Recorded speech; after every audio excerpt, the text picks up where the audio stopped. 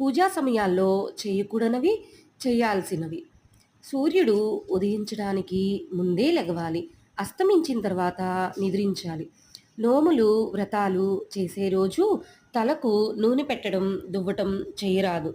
శని, ఆది, మంగళవారాల్లో కొత్త వస్తువుని కొనరాదు. స్నానం చేయకుండా పొయ్యి వెలిగించవద్దు. శుక్రవారాలు ప్రయాణాలు చేయవద్దు. తొలుతగా ముందు మీరు బొట్టు పెట్టుకొని ఆపై ఇతరులకు బొట్టు పెట్టాలి.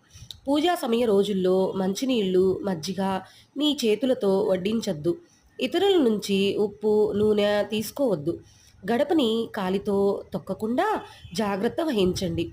గడప బయట నుంచి లోపల వస్తువుని బయటకు తీసుకురావద్దు. అలాగే బయట వస్తువులని గడప అవతల పెట్టరాదు. రాత్రి భోజనంలో పెరుగుని ఎట్టి పరిస్థితుల్లో తీసుకోవద్దు.